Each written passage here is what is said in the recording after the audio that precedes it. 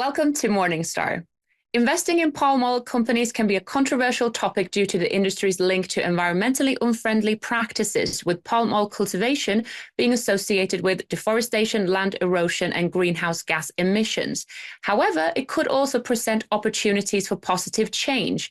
And with palm oil being close to 50% of the packaged products we find in supermarkets, it is definitely an interesting area for investors to look closer at. And with me to talk about this is Ruby Jeng. She's Senior Analyst for Stewardship at Morningstar Sustainalytics. It's great to have you here, Ruby.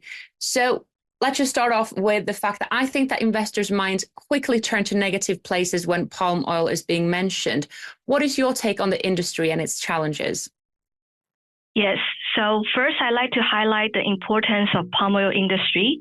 So as you mentioned, 50% of our product in supermarket includes palm oil. So that shows the versatile properties of this product. And besides, the palm oil production can be quite efficient. So for example, every hectare of land can produce 0.7 tons of sunflower oil.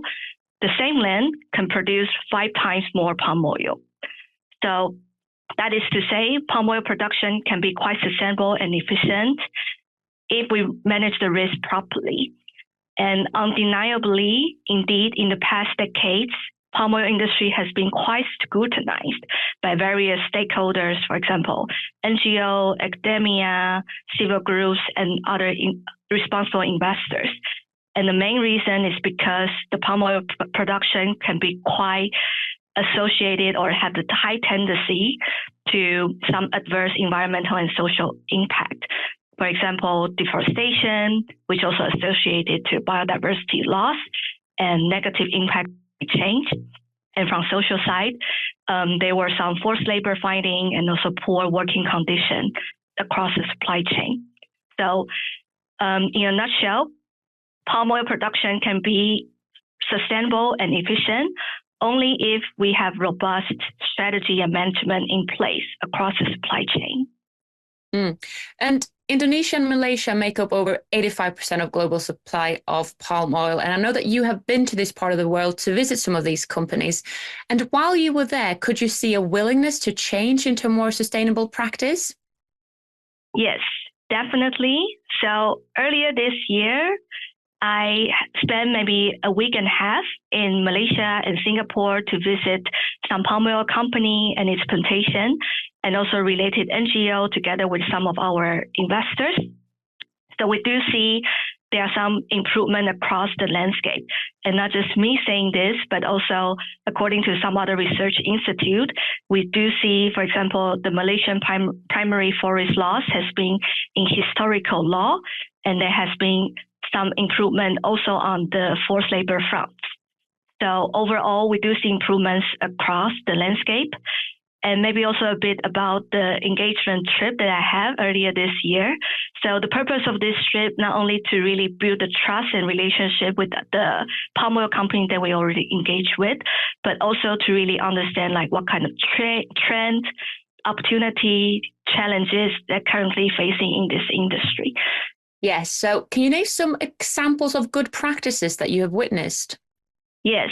So one of the company we visit this time is called Semdabri Plantation. So we actually have engagement dialogue with them for more than 5 years now.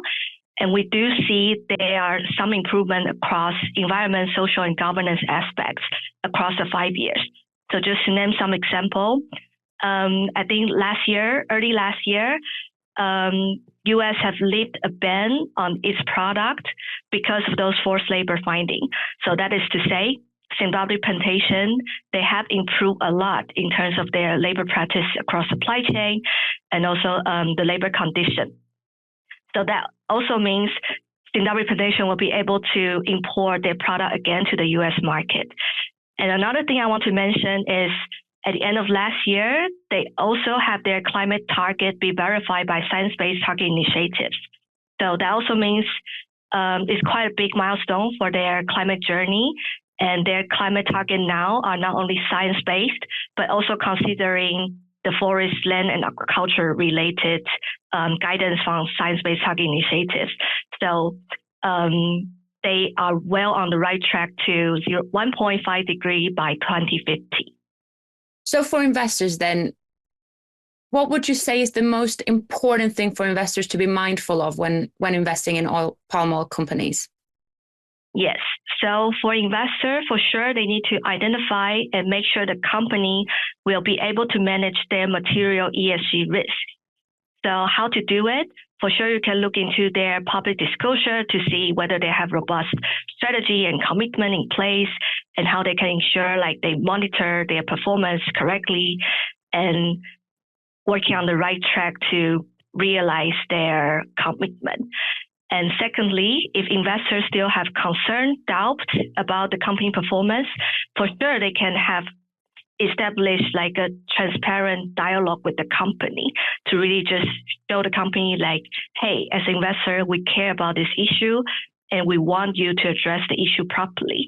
Because all in all, as an investor like us, we don't want our money to really spend to have like negative impact for the society, to the people, and to the environment. So for sure, for investor, before you put the money into other people's pocket, make sure they have good and sustainable practice in their roadmap. Thank you so much for joining us today, Ruby. And until next time, I'm Joanna England for Morningstar.